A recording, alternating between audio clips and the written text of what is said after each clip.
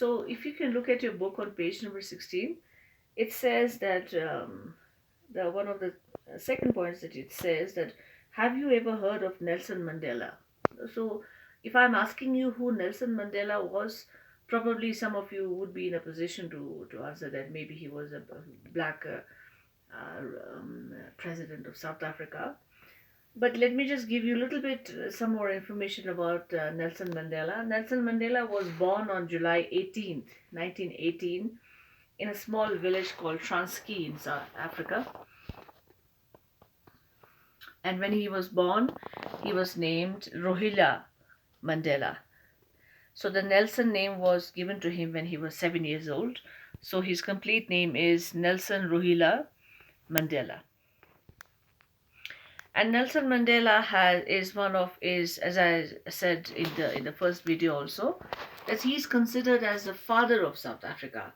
He was a founder and he was a key leader to fight against his fellow South Africans. He was not fighting for himself only, but when he looked around and he saw the oppression and the discrimination that his fellow black South Africans are facing for such a long time, for so many years, despite the fact that they're living in their own country, and so he decided to raise his voice against the political system, against the apartheid system, against the fellow South Africans, white South Africans.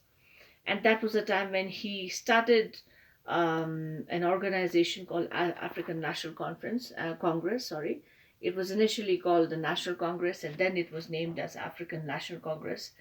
And Nelson Mandela believed in nonviolence, and this was a struggle for more than 20 years, which resulted in his imprisonment because he was considered as a traitor. He was considered to sabotage the political reigning system of the ruling white South African party. And he decided and he agreed to serve such a long imprisonment for more than almost 30 years.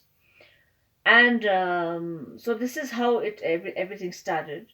And so sometime in the early 90s, how do you think the white South Africans decided to let go of apartheid? It did not happen in one day. But one of the key reasons why the then ruling president, Mr. De Klerk, who was the last ruling white South African president of South Africa before independence, he started negotiating with Nelson Mandela. It started from 1990 to 1993. It almost took 3 years, 1993, and finally they came out and decided and negotiated on a new constitution of South Africa, which most importantly said that there were equal rights for white South Africans and fellow black South Africans. It did not say that now the black South Africans have become supreme. It was equal rights for every fellow South Africans. The segregation system in South Africa in those days, during the apartheid system, was in four categories. One was the white South Africans, one was the black South Africans, one was Indian South Africans, and one was colored South Africans. The question would be, how did Indians go to South Africa? It all started from colonialism. All started when slaves were taken from India to make railway crossings all across the world, and how some of them settled there and left their legacy as Indians. So white, black, brown is people like you and I, and then colored are people who came from mixed race. Marriages between white and black South Africans was banned. It was a complete no-no. So maybe marriage between an Indian and a South African was considered as colored. So this was the racial skin segregation division that people looked up to. And so finally, oppression ended, apartheid ended, and Nelson Mandela was released after 30 years. It was a moment to see, moment to capture, and slowly on 10th of May 1994, South Africa became a free country after more than 50 years, and Mr. Nelson Mandela was the first elected black president of a democratically elected South Africa. So this was the end of apartheid, and this was the end of the ruling system of white South Africans. Today is coincidentally, I should say, there were many freedom fighters who stood with Nelson Mandela for more than 20 years for for what resulted in the freedom of a free South Africa in 1994. If you, some of the leaders are here on your book on page number 20.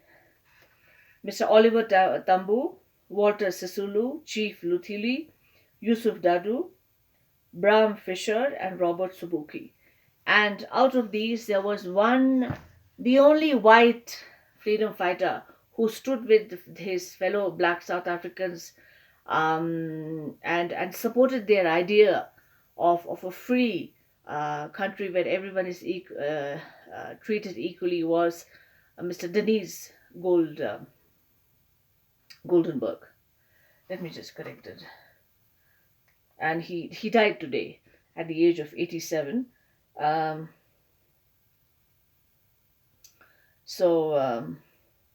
He was the only one who was a white South African. Denise Goldberg, and he died after battling with a long struggle with lung cancer. He he was in jail for 20 years. And then finally, after 20 years, after some time, what happened? How do you think the fellow white South Africans decided to let go of the apartheid system? It did not happen. They just didn't realize that everything is wrong. There was a how should I put it?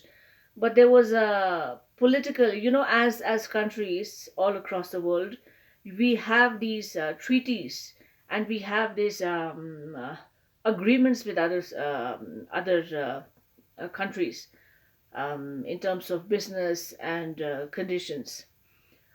So the international